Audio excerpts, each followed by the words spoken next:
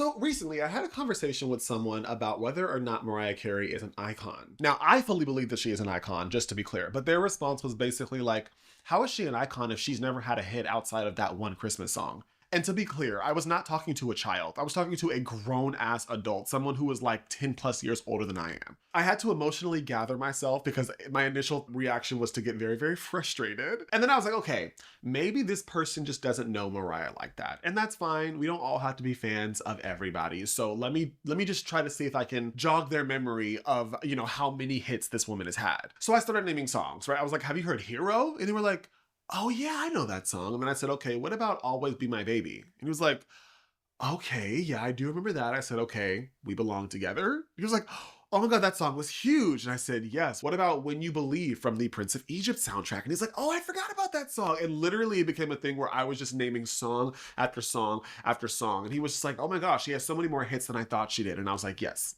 Yes, she does. But then the goalpost started moving. Then he was like, okay, well, she has all these hits, but she didn't really write any of them. So like, does she really deserve the credit for them? And that's what I was ready to throw down because I was like, bro, are you kidding? This is the same woman who was literally just inducted into the Songwriters Hall of Fame because she either wrote or co-wrote basically every single hit that she has ever had. So then at that point, I had to just ask myself like, what is actually going on here? Mariah Carey is one of the most successful vocalists, songwriters, and hitmakers in modern music history. But somehow, to a huge chunk of the general public, her legacy just gets reduced to a couple of things. The whistle notes, the diva persona, that New Year's Eve performance that I don't like to talk about, but I will talk about later, and the song that gets revived every single November 1st, where we hear the infamous "It's time!"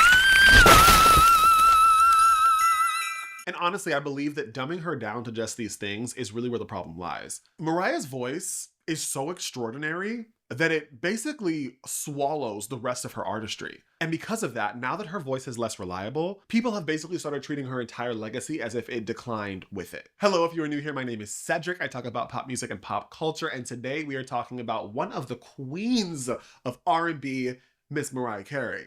Now, as usual, I do like to be upfront about what I believe this video is trying to do and what it is not trying to do. I am not about to sit here and do like a voice autopsy. I feel like that conversation has been had. It is done. Like we would be beating a dead horse at that point. But this is also not a like lamb propaganda seminar where we basically just like pretend like any critique of Mariah and her career and artistry and whatever is like illegal.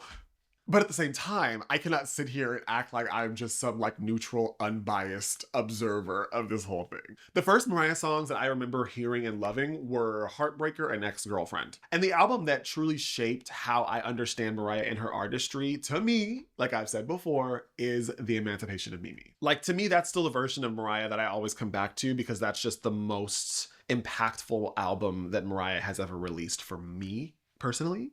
And because I'm so ingrained in her music, I don't just view her as like the Christmas lady or the whistle note lady. I view her as an incredible artist, an incredible songwriter, and a person who can make a song feel huge, like anthemic, but also intimate at the same time. So there are basically two sides to how people typically view Mariah Carey, right?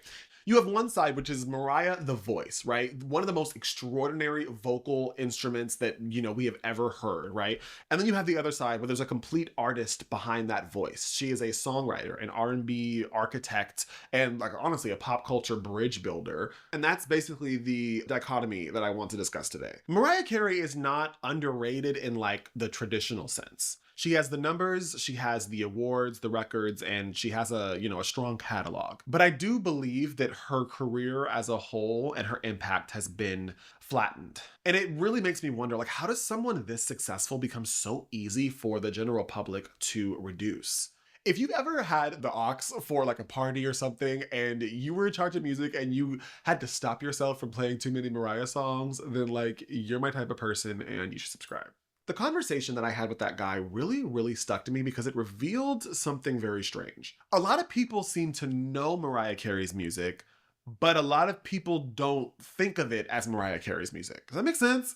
I think part of that is just because her catalog lives in so many different spaces. Like some of her songs are wedding songs, some are, strong radio staples, and some are R&B classics. And I would argue that she does have a good amount of songs where it's like you don't realize that you know it until someone starts singing that first line, and then it's like your entire childhood comes like crashing in and, takes over the moment. That's why, you know, she only has that Christmas song. It's just such a wild take to me. If you play Hero, most people know that song. If you play Always Be My Baby, people will know that song, and We Belong Together, like, stop. It has become a pop culture moment to scream that whole last, honestly, half of the song. Mariah's songs are not obscure. They're just not always attached to her in the way that they should be. For a lot of artists, the artist becomes bigger than the songs themselves. But for Mariah, a lot of her songs are so embedded in pop culture that people often forget to connect them back to the person who made them. And this is not some like little pipsqueak catalog. Like, she has 19 #1 hits, bro.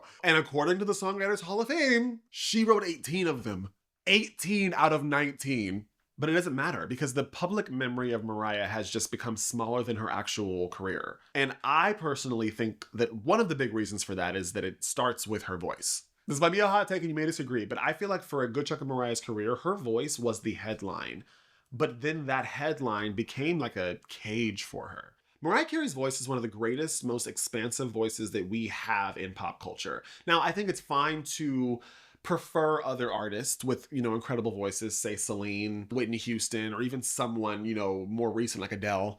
But I don't believe that it's even a debatable topic to say that Mariah Carey's voice, especially in her prime, was like a spectacle. Her range, her agility, of course the whistle notes, but for me, one of the most important, you know, aspects of her voice was like the breath control. The way she can go from like airy and soft to these like huge, bright, piercing sounds within the same phrase. Like, honestly, Mariah Carey's voice is athletic. And because her voice was just so impressive, like, it became the main event, which does make sense, but it also created the problem. When you become primarily known as just the voice, everything else starts to kind of feel like a decoration. The writing on the songs that voice is used on oftentimes becomes secondary. The arrangements, the production choices, and like just the storytelling just oftentimes takes a backseat. And because her voice is like the focal point through which a lot of people view and respect her, oftentimes, especially as time has gone on, people just keep asking the same question, which is like, well, can she still hit the note? Can she still, you know, sing that high? And can she still successfully execute the vocal acrobatics that we have come to expect from her? And that's a really dangerous place for, I think, any artist to live. Everybody's voice changes. You know, everyone's bodies change. And when your entire public image is built around doing something that seems almost impossible, the second you can't do it the exact same way that everyone expects you to, people act like the magic around the entire experience is gone. That's what I think happened here. Like, I just think that Mariah Carey's voice swallowed her artistry, which sounds so weird to say out loud, but you know, it is what it is. But the songwriter erasure of Mariah is just like, it's so fascinating to me. Because once people realize that she does have hits, oftentimes the next question typically is, well, did she write any of them? And like, on one hand, I kind of get it, because pop stars are not necessarily known for having a strong pen. Like, if you throw a rock in a crowd of pop stars, oftentimes you're probably gonna hit someone who did not write a good chunk of their most successful songs. And Mariah just kind of has this like glamorous, like sparkly, you know, demeanor and branding. And so I sort of understand a bit why some people view the way that she presents herself and go like, oh, you know, you can't picture her sitting by herself with a pen and a notepad, you know, next to a window while it's raining, you know, writing down her thoughts and making it into, you know, a song or whatever. But the thing is like, she is. And her writing is not just like the lyrics. It is, but that's not all that it is. Over the years, especially if you've, you know, really dived into a lot of her behind the scenes clips and interviews and stuff, like, you will understand that Mariah has a massive influence over the melody of her songs, the phrasing, the background vocal arrangements. Like, get out of here. Mariah has such an innate understanding of where certain emotional lifts should happen, knowing when to whisper, when to belt, when to pull back. Like, she has such a good understanding of like, basically pulling our emotions different ways throughout just one verse, let alone an entire song. Like, Vision of Love is not just a vocal showcase. It's basically like a blueprint for an entire generation of singers who heard those riffs and runs and were like, okay, well, I guess the bar has been set and we gotta see, you know, how close we can get to hitting it. Breakdown is one of the clearest examples of Mariah Carey hearing hip hop and R&B as part of the emotional language of a song and marrying those two things together as not just like a decoration, but as a genuine, like, it feels like a conversation a lot of times. The Roof, one of my favorites, is moody and sensual. Underneath the Stars feels like a memory you can almost smell. Those songs are not impressive just because of what she does with her voice. They're impressive because of the world that she builds inside them. And for a lot of people, I feel like songwriting only counts if you look like a person who would be writing the song. Like, you just seem like someone who would be behind the scenes. And let's be honest, Mariah Carey has never looked like someone who would be comfortable being behind the scenes. Another reason why I think Mariah Carey often gets discredited or undercredited is because her music kind of lives in this weird, like, in-between space when it comes to the genre. Mariah Carey has massive pop success, but so much of her actual musical language, I feel like, is filtered through this R&B vocal approach, a lot of gospel influence, a lot of hip-hop collaborations, a lot of, like, taking advantage of remix culture, and this, like I said, this in-between space where she can make a song feel radio ready, but also still deeply rooted in Black music traditions at the same time. And I feel this personally, right? I do a lot of DJing for different events, whether it's like a family cookout or party or whatever, or like for work, I play music and DJ for a lot of just like theme nights and parties and things, especially for like a gay demographic and like during Pride Month and stuff. And, you know, I be trying to sneak Mariah songs up in there because I love them and I want to, you know, bop to Mariah Carey songs. But I swear there are just so many times where I feel like her songs just, they don't fit cleanly into genres in the way that I sometimes wish they did. Like, if I'm playing, you know, music for an R&B crowd, I can throw in We Belong Together and Heartbreaker and stuff, but there's like a ceiling where people just kind of get tired of the slower tempo and they want something different. And if I'm playing music for like a gay event, you are gonna have a hard time finding like gay upbeat songs that are matching some of the other stuff that the crowd wants to hear, unless you're playing like remixes, like, you know, like club remixes of Mariah songs. And at that point, I just feel like we're kind of just like the songs just sound kind of chopped and screwed to me. Like, there's a remix of We Belong Together that I just like, I don't know what it's called. I hate it. I hate it. It just sounds so circuit party, but it also sounds like it doesn't fit with other circuit party. It's just, it's weird. It's weird. She just sits in this space a lot of times where it's like she's beloved, but she doesn't always fit cleanly in the way that you want her to. And I think that reflects something real about how different audiences have related to her. To some audiences, Mariah feels too R&B to fit cleanly in the classic pop icon box. But in some R&B spaces, she's not always centered, partly because of how people read her image, you know, her racial identity and her proximity to pop. Whether you like it or not, Mariah Carey is biracial. She's talked openly about feeling like she didn't fully belong anywhere, and I think that shows up in how her music gets remembered. She ends up in this like strange legacy limbo where different audiences hold different pieces of her, and nobody is really holding on to the same thing. Mariah Carey was doing the hip-hop crossover genre in a way that actually mattered before it became normal. She wasn't just adding a rapper to add a rapper for the remix. She understood how to make hip hop and R&B feel like they were part of the emotional DNA of the song. Like, it wasn't just a feature. But nowadays, people talk about Mariah as if she just like, you know, shows up, hits a whistle note and goes home. Meanwhile, half of modern pop is living in a house that she helped create. Something else we do have to talk about, though, is the diva side of her image. Mariah's diva image is a huge part of why a lot of people love her. And honestly, like, I kind of love it. I think it's fun, or at least it was fun in the era where it became iconic. Mariah came up in a time when being a diva was still very entertaining. The glamour, the shade, the little jokes about different singers or whatever, like the deliberate refusal to be relatable, it felt like theater. It was so campy. And it worked because celebrities were not expected to basically act like they were the same as you or to be relatable or like, you know, they're, you know, the same as your coworker or something. But unfortunately, the culture has shifted in a massive way. People want the artists that they support to be vulnerable, relatable, accessible. They just want the artists they support to feel real. And I get it, because like nowadays, the wealth gap is insane. I just made a video talking about Nepo babies and everything. If you want to watch that, I'll put it up here for you. But like nowadays, when someone acts untouchable, people no longer read it as like just diva campiness. They read it now as just like rich person nonsense. Like, you know, just the activities of the 1%. And, you know, especially the younger generation nowadays hate the 1%. Mariah's persona was just built for a different climate. So when she brings that same energy today, it does not read as just like, you know, campy theater. They see the attitude before they see the artist. They see all of the shade before they see the songwriting. And this is kind of where the vocal decline conversation comes in. I don't think everybody was sitting around just waiting for Mariah to fail, right? But I do believe that there are a lot of people who don't like her diva persona. And once her voice became more consistent, the diva persona was just an easy thing to attach themselves to as like, oh yeah, this is why we don't like you. Basically like, see, she ain't all that anymore. It's like Mariah's vocal decline has given people permission to dismiss her. Mariah Carey's voice has changed. I don't think it benefits any of us to pretend like it hasn't. And I do believe that there are some lambs out there who do make the public perception a little worse when they pretend like, her voice is still as strong as it used to be. Because when you respond to any criticism with this sense of just like blind loyalty, people stop trusting your defense. But that's not just an issue with like Mariah fans. Like every single fandom is going to face this issue at some point or another. But I believe the reason that people are so harsh on Mariah versus other singers who, deal with age like everybody else is that Mariah's voice was the entire foundation of her public identity. If another pop star has, a rough vocal day, a bad performance or whatever, they'll get dragged for a day, maybe a week or two, but typically people move on. If Madonna has a shaky night, she still has, the fact that she's provocative to help support her. She has the reinvention legacy.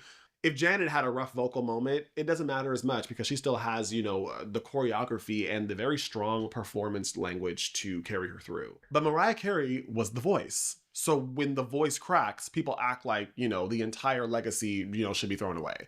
Whitney Houston kind of had the same issue. Whitney Houston also got the title of The Voice. So when her voice started to decline, people were like, oh, well, what's left?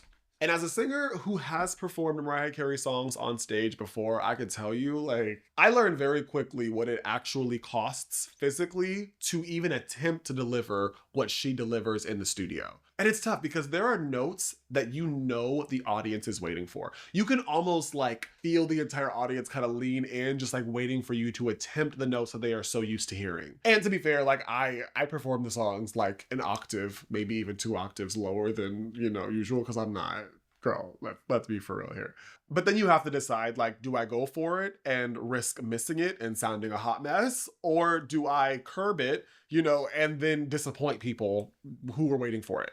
It's such a stressful decision to try to make on stage in the moment, no matter how much you've practiced it. And Mariah has, unfortunately, built a catalog where the songs that people want the most are the ones that ask the most of her voice. Night after night, year after year, decade after decade. And then you add in the aging, the vocal nodules, and the wear and tear around building an entire identity around vocal extremes. Of course your voice is going to change over time. Now, I am not saying that that means that every performance is above criticism, but I do think it means that we should be able to have these conversations with a little bit of nuance. When your gift becomes your entire identity, people treat any crack in your gift like a crack in you. The New Year's Eve performance is the thing that I find that people always come back to. I get it. It was bad. We all agree that it was bad. It was awkward. It was live television. She was in Times Square. It was cold. Mariah has acknowledged more than once that there was a technical, issue going on. And of course, everyone's expecting these big high notes. And the world is watching. That's exactly the kind of clip the internet was basically built to chew on and take advantage of. But while I acknowledge that was not one of her best performances, what really bothers me is how that one night feels like it's become a shortcut to her entire legacy. There was one time, it was back in 2023. I was in a car in Johannesburg for work, and it was a car full of gay men. And I forgot how Mariah Carey got brought up in the conversation, but I do remember that I think I was the one that was like, Mariah, or for something. And when I tell you, the entire car let out this sigh. And I was like, what was that for? And the response was basically, to be fair, I'm in a car full of judgmental gays, so keep that in mind. But it was basically Mariah Carey is a mess now. She's always rude, she's always mean, and she doesn't have the right to act like a diva because her voice is gone. And the proof they used was the New Year's Eve performance, which at this point was almost a decade ago. That's when I realized just how sticky that moment was for Mariah's career. For a lot of people, the New Year's Eve performance didn't reveal something new, it just confirmed the version of Mariah they already wanted to believe. She's just a difficult diva, and she's at a point where her voice cannot back that up. But I just don't believe that one bad performance should completely be an umbrella over your entire career. But like I said, I do want to be honest in this video, and I don't believe that every criticism of Mariah is unfair. I don't believe that everybody who comments on her current vocal state or, you know, her diva antics is being harsh or like a hater on purpose. Some Mariah performances are genuinely inconsistent. There are some clips that I've seen that are a little difficult to watch, so I just choose not to watch them. But there are some fans out there who make it worse by, like I said, pretending like any criticism of her is like an act of war. I saw Mariah Carey live a couple of years ago in Vegas at I forgot what the tour was called. It was Mimi something, but it was amazing. I freaking loved it. But I will admit that the concert experience was a bit complicated, as a lot of legacy concert experiences are. When she sang the songs that I grew up with, nostalgia took over completely. It did not matter if, you know, her vocal was exactly like the record. I didn't care. Girl, she was standing in front of me. I was literally in the front row. Like, it was insane. I could jump out and touch her. I was in heaven. These are songs that I've heard my entire life. Like, everyone around me was living. And of course, you know, the beautiful men on stage were not awful to look at. And I could not help but notice that like damn near the entire stadium was like the girls and the gays. But when she got to songs that I was a little less familiar with, songs that asked a bit more of her vocally, I did notice a bit of a difference. Like, you do hear where her voice currently is. You notice the notes that she avoids and the parts that just unfortunately don't land exactly the same way as you're used to them landing. That's real. And I think that that's okay to say. Those moments, both of those moments can exist. Like that's being real. And I think it's okay to say that. My problem is when valid critique becomes an excuse to erase everything else. You can say her voice has changed without pretending that her legacy vanished. And that's part of why I do these videos, because I hate that we have gotten to the point on the internet where it feels like nuance is just like, it just doesn't exist. People are just unable to have like actual conversations that feel honest versus just like being on you know, either side of the extremes of any conversation or debate.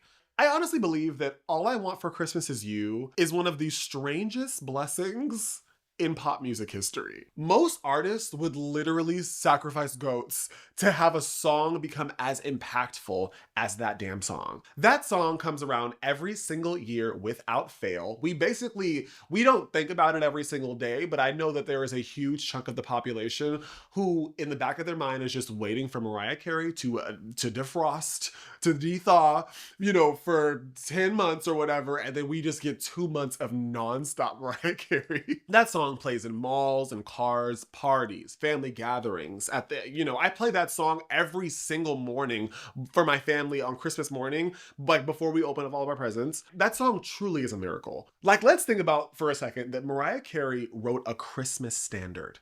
That literally almost never happens. Christmas is one of the hardest spaces to break through because if we're being honest, like, people want the same songs every single year without fail. They want nostalgia, tradition, and something that like feels like it's always existed. And somehow, some way, Mariah Carey wrote one from scratch. Like, that's insane. That there's no other words to describe that besides insane or like a miracle. But the problem is that Mariah built this house, this foundation, you know, throughout her entire career. And then she has this one song that is like become so big that it's like eating the rest of the house. For a lot of younger listeners, All I Want for Christmas Is You might be the first and strongest association they have with Mariah. They don't think Butterfly or Daydream or even The Emancipation of Mimi because they either weren't alive or they just were not old enough to really comprehend the moment that those songs had. And Christmas Mariah is so powerful that she can make any other Mariah just kind of feel like bonus content. And that's what I mean when I say that I think that, you know, the Christmas song both saved and kind of ruined her legacy. It saved it because it keeps her culturally relevant every single year without fail to generations who may or may not otherwise go looking for the rest of her catalog. But it also flattens her because now the general public can reduce this giant, layered, complicated career into one holiday song. And it's tough because it's like, it's not the song's fault. The song does exactly what it's meant to do, but in a way it almost like negates the rest of her career because it's so big.